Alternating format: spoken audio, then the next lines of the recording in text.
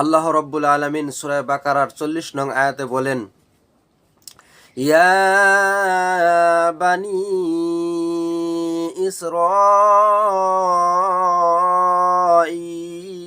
ইসরাঈল, হে বনি ইসরাইল।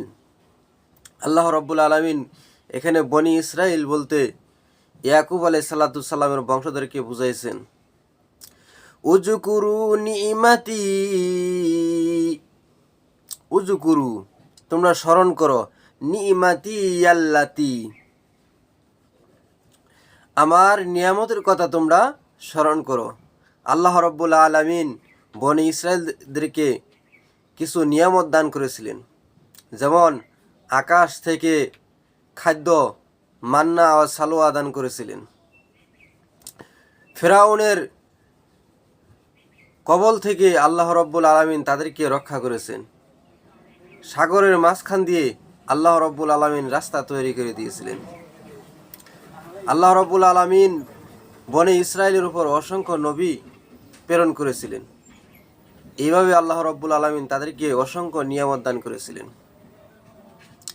লাতি আনআমতু আলাইকুম, লাতি যাতে আনআমতু আমি তোমাদেরকে দান করেছি, আলাইকুম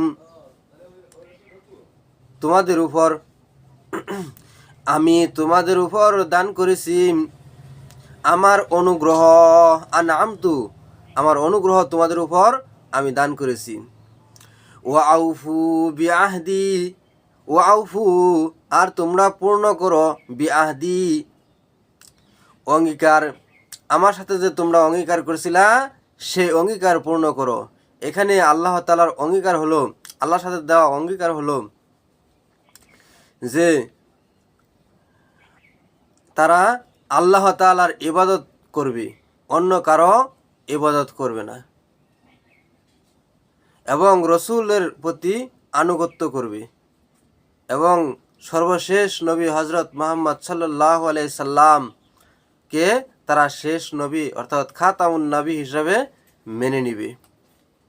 ওফি বিআহদিকুম আল্লাহ রব্বুল আলামিন তাদের দেওয়া অঙ্গীকারকে পূর্ণ করবেন, অর্থাৎ তারা যদি আল্লাহ তাআলার আনুগত্য করে এবং রাসূলের আনুগত্য করে শেষ নবীর উপর ঈমান আনয়ন করে, আল্লাহ রব্বুল আলামিন তাদেরকে সফলতা, দুনিয়া ও আখিরাতের সফলতা দান করবেন এবং জান্নাতে তাদেরকে প্রবেশ করাবেন।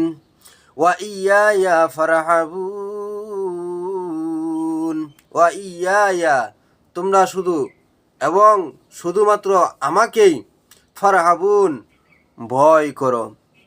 দুনিয়ার কারো কাছে মাথা নত না করে একমাত্র আল্লাহ তাআলাকেই তোমরা ভয় করো। দুনিয়ার আর কাউকে ভয় করার কোনো প্রয়োজন নেই, কারণ তোমাদের সৃষ্টিকর্তা একমাত্র আল্লাহ রব্বুল আলামিন। তোমাদের যত নিয়ামত দান করেছেন একমাত্র আল্লাহ রব্বুল আলামিন। এতে ভয় করতে হলে তোমরা একমাত্র আল্লাহকেই ভয় করো।